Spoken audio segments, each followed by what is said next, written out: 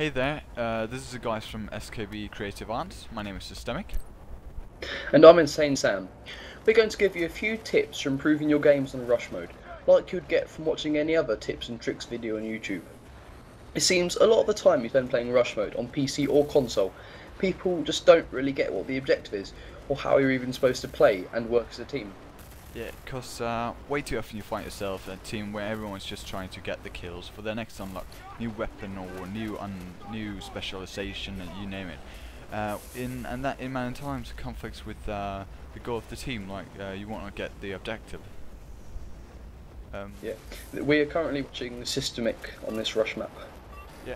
And I'm playing the assault class with the M16A2, the final unlock for the assault class. Why did you choose to play Assault for this rush game? Yeah, assault is sort of like, as the name suggests, it's like the first guy in and the first guy out. So assault is really adaptive to every situation because they have this standard issue rifle with the grenade launcher optional. In this case, I'm actually using the smoke grenade. Because I find it quite strategically and tactical as an advantage, because you can easily it works in some places. It's not always useful because the smoke is limited.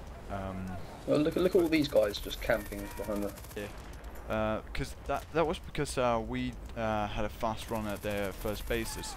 As you saw, we've already taken their entire base, and that was 1.5 minutes. Yeah. And that's really what Rush is about. It's about rushing people. Yeah. That was a bit too rushy, but yeah. But you want to get the sort of in every base you have like one building or one station, M-COMM station, that can collapse because it's inside a building, and one that's usually free of collapsing, sort of like stuck on a tree there. Yeah, and the previous, like you have like the open area space where, so it's a little more difficult to get that one M-COMM station. So you definitely want to get that one first, because you can always get the one that is also breakable by the house easily by just destroying the house. Yeah. And that's basically the same And for that's in the open. It's a lot easier to defend. Yeah. As you can see here, you moved quite quickly on like the next two bases. Yeah. And I'm planted on both. taking this B base while making sure A is getting clear. Yeah. So yeah. Throwing a few nades. Yeah. I know the fracs or facts. I don't know what you want to call it. Frenzy against grenade spam, but whatever.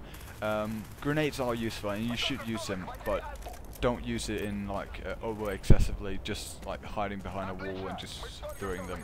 Like that's just like that. Stupid.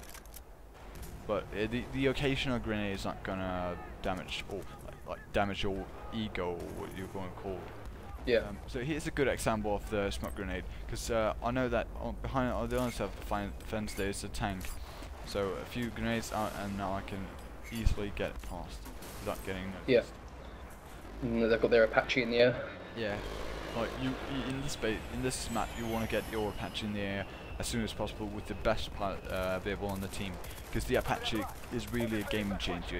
It's an asset you should use to the full advantage. Because if you have a really good player, you can seriously, like, you don't have a chance as the opposite team. You can halt the other team in their tracks. Yeah.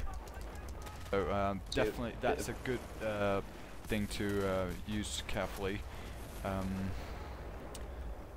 But here I'm trying to flank these guys, because there's no point in running down in the main way, because there's lots of tanks and lots of ways people can spot me. So the best ways here is to run along the water and get up here. But you can also pick the more risky road in the other direction, in the other side along the mountain, and that gives you the advantage to come behind your enemies instead of like to the side and in front. Yeah. As I'm doing here. And I want to get behind these guys, because a lot of snipers are just waiting for people to get closer. And snipers is generally what what it causes a lot of teams to lose in Rush. Yeah, all their recons and Yeah, because they are sort of like they usually just sit in a corner, and like 90% of the recons just sit in a corner, as you said, and just pick out their weapon and start trying to snipe people. And yeah, in many cases they aren't so great, really. So if you're not the best sniper and you still want to do your service or duty, you should definitely pick a different class, because it's difficult to be a recon and be an asset for your team. Like, you have yeah. to be good to be an asset. You want to get the objective sort of above all, instead of just the kills. Oh, missiled. Yeah, and here I'll run to the M-COMM station and arm the bomb, because it's a lot easier to defend a bomb than to just yeah. Yeah. You should definitely So you rush. got a tank on you. Yeah, you should definitely try to rush the M-COMM station, because it's very easy to defend this the stations once you have that planted, especially for because it makes the other team panic. Yeah, exactly. It gives a slight advantage that you have the upper hand and more calm and can easily focus. And please throw some C4 in there. Get some guys to cover it up, especially snipers. Snipers are really good to defend M-COMM station, because they can sit a long distance away and still try to pick them off. Yeah. So snipers are really great for holding a M-COMM station clear. I can't speak now. So here we got the UH-64, I think it is. Yeah, the Black Hawk. Yeah, the Black Hawk. And I'm gonna try to get it down, because the Gatling gun is in many cases extremely dangerous for your infantry if it's a good gunner. So taken out there. Definitely want to get that one down.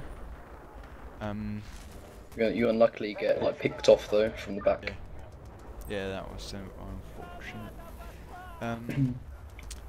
But yeah, I usually stick to one class in every game, but if this situation arises, like if there's a tank that I have to get down, I'll definitely switch to engineer to get the job done. Yeah. But because you can't just rely on other people doing it for you. Like, because a lot of the time they won't. Yeah, it happens way too often that people another guy's going to do that, or sort of like similar, and it just never happens, and people get defeated that way. Tanks easily destroy lots of people. Yeah. So here I'm trying to steal the Black Hawk, get this guy before, and it's really great. Like all the vehicles in Battlefield that come through, especially in the rush mode, are really a great asset and should be used, as I said previously, to their fully advantage. And the Black Hawk is great for picking off infantry, and you should thus always have at least one gunner in the Black Hawk. Then you can easily pick off the guys and keep the M-COMM station clear while your teammates are planting the bomb. Yeah.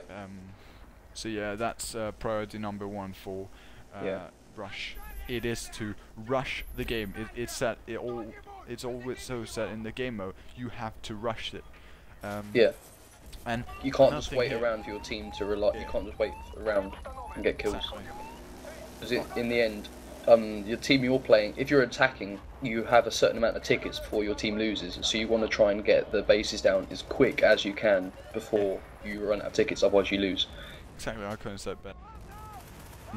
But yeah, the game is almost done, and I can't remember what I got in the stats, but in rush mode it's about objective. This game was a very quick one. Nice last kill at the end there. So subscribe to our channel and please rate. So rate, comment and subscribe. Yeah. See you guys.